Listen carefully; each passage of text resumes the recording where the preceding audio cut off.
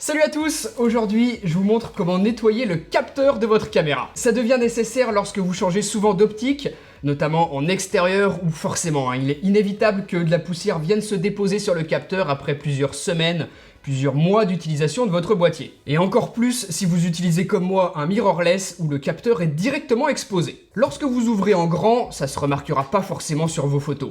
Mais pour du paysage par exemple, où là on ferme beaucoup le diaph, eh bien on peut facilement se retrouver avec des traces sur nos photos. Alors suivant où elles sont, c'est facile de les supprimer avec les logiciels d'édition que l'on a aujourd'hui, et sur une seule photo, ça va. Mais sur un timelapse de 600 photos, je vous assure que ça devient vite bien moins rigolo de devoir passer sur chacune d'entre elles pour supprimer les petites taches, et on regrette de ne pas avoir vérifié avant que son capteur était propre. En vidéo, c'est encore pire. Les points seront visibles à l'image et vous ne pourrez rien faire. Vous pouvez foutre votre vidéo à la poubelle. Si c'est juste des petites poussières et que vous les voyez facilement à l'œil, parfois un simple petit coup de soufflette sur le capteur suffit à les retirer et c'est bon, vous êtes prêt à repartir shooter. Mais si c'est quelque chose de beaucoup plus persistant que ça ne part pas, à ce moment-là, vous n'aurez pas le choix, vous serez obligé d'envoyer votre boîtier dans un magasin spécialisé pour qu'on vous nettoie votre capteur, ou alors vous pouvez le faire vous-même, ce sera moins cher, plus rapide, et c'est ce que je vais vous apprendre à faire aujourd'hui. Première chose, identifiez si les poussières sont sur le capteur ou sur l'optique. Pour ça, vous pouvez la dévisser légèrement et la faire tourner. Si les taches à l'écran bougent, elles sont sur l'optique. Si elles restent au même endroit, elles sont sur votre capteur. Et pour nettoyer les optiques, je vous recommande toujours le matériel dont j'avais parlé dans la vidéo sur les accessoires pas chers pour la photo et la vidéo. Je vous remets tous les liens dans la description de la vidéo si vous en avez besoin. Pour nettoyer le capteur, certains boîtiers ont une option qui va faire vibrer votre capteur et peut-être que ce sera suffisant pour faire tomber les quelques poussières qui étaient dessus. Parfois c'est suffisant donc vous pouvez tenter le coup, mais vérifiez quand même après à l'œil si vous apercevez toujours des poussières. Et si vous n'êtes pas certain, je vous donne la méthode que moi j'utilise pour localiser l'endroit où se trouvent les saletés sur mon capteur. C'est simple, je ferme mon diaph et je fais une photo sur un mur blanc. Les taches noires ressortent très bien et je sais exactement à quels endroits je dois insister pour mon nettoyage. Alors ça me paraît évident mais je préfère quand même le préciser, n'utilisez pas d'air comprimé ou de produits qui serviraient à nettoyer des claviers ou des écrans, pas non plus du savon bien évidemment. Si vous ruinez votre capteur, votre caméra est fichue, donc faites vraiment attention à ce que vous faites. Moi, voilà le kit que j'utilise et que je vous conseille. Il est pas trop cher et ça a toujours parfaitement marché. Généralement, j'en emporte toujours un avec moi en déplacement, au cas où j'ai besoin de nettoyer mon capteur pour un shooting vraiment important. Donc je vous mets son lien juste en dessous dans la description de la vidéo pour ce kit.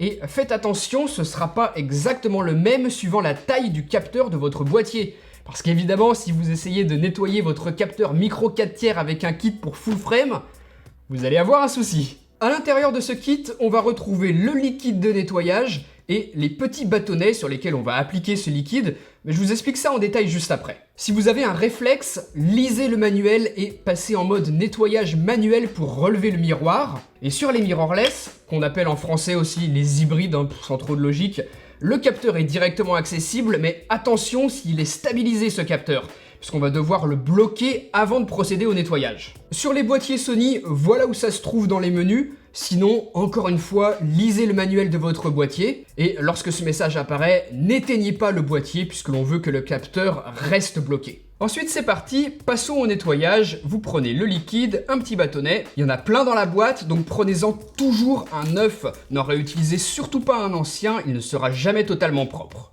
Ensuite, posez un petit peu de liquide dessus, quelques gouttes suffisent.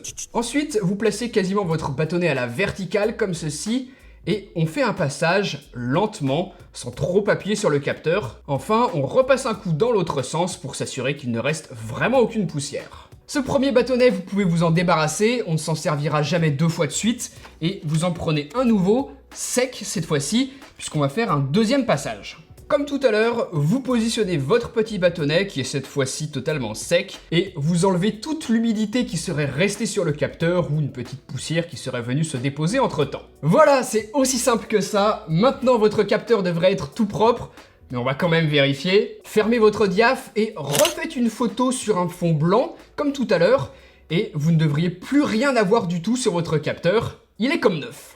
Donc voilà, j'espère que tout ça vous aura été utile. Je vous rappelle que si vous avez peur de le faire, que vous n'êtes pas certain de vous, faites appel à un spécialiste, c'est pas le moment de ruiner son capteur. Mais en tout cas, moi, c'est la méthode que j'utilise. Si vous avez d'autres conseils ou des questions, n'hésitez pas juste en dessous dans les commentaires, c'est fait pour ça. Et puis moi, je vous dis à très bientôt pour une prochaine vidéo. Allez, salut!